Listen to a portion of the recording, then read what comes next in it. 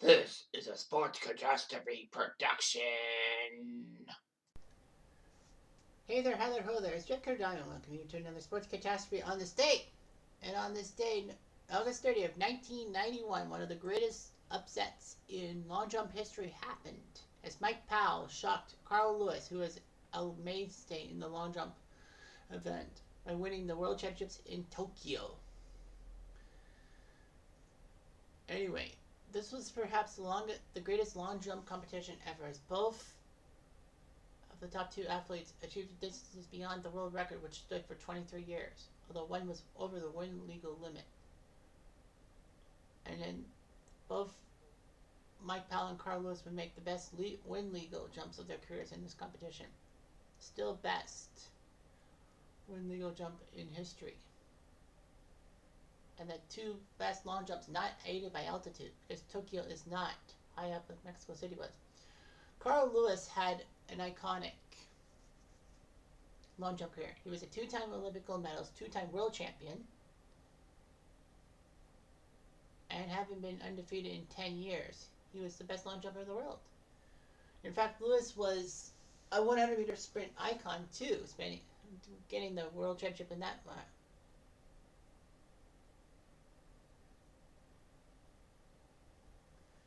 So anyway, it was a huge one and all that.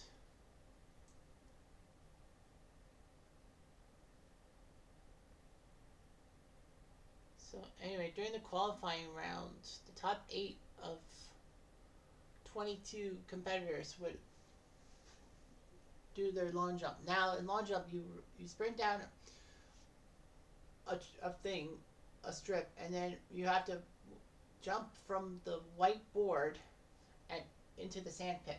You cannot be over the board with any part touching it, or that, because that's a foul.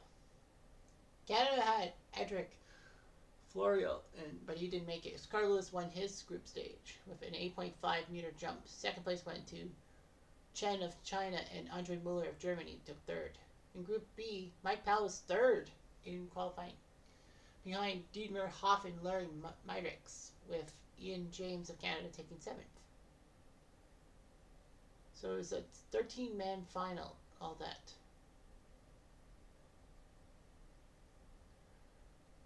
Well, after the final, the bottom five, which was George Ogbini of Nigeria, Konstantinos Koukoudimos of Greece, Chen of China, Andre Muller of Germany, and Jamie Jefferson of Cuba were all eliminated. So it was an 8-horse race and all that.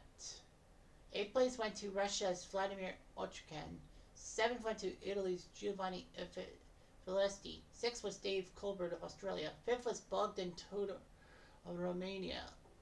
And 4th was Dieter Hoff of Germany. And Larry Myricks took 3rd. So it was down to Powell and Lewis.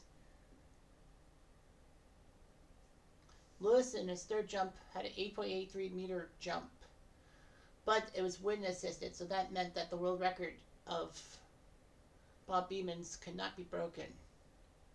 It was not broken because it was wind aided, which is not really the best. So anyway, Mike Powell unfortunately had a foul on the fourth jump and all that.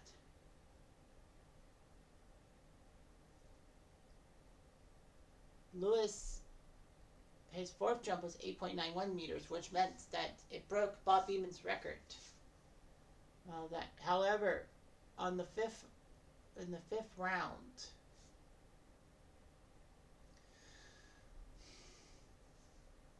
Powell leapt. He made the board and he did it, shocking the world with his mark of 8.95 meters, or 29 feet 4 inches. So Bob Beeman had shocked everyone by beating not only Bob Beeman's long jump record that had been set since 1968, but to beat the man, Carl Lewis. The competition was over. Lewis would enter in the fifth round and put up an 8.87-meter jump, or 29 feet 1 inch. Unfortunately, though, he missed by 3 inches. Powell fouled, and Lewis, unfortunately, could not beat his jump. He only got 29 feet.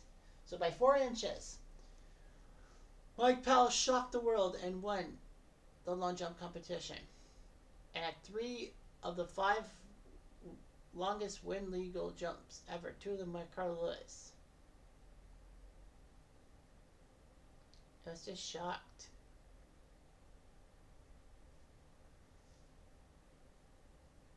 Unfortunately, though, since 1991, no athlete has jumped within 20 centimeters of Powell's world record. Well, legally, with the headwind and all that.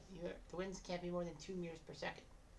In fact, this was huge. This was the only time that NBC had devoted more than 20 minutes to a single field competition in their 1991 World Championships coverage and all that.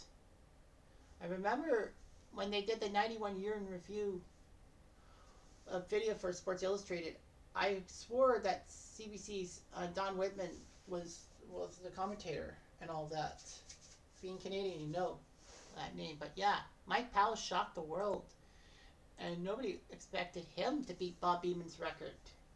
Everyone thought it was Carl Lewis, naturally. But no, Carl Lewis did not break that record. It was just like, what the heck happened? But yeah, Mike Powell shocked the world and shocked me too. Anyway, I'm Jeff Diamond. I do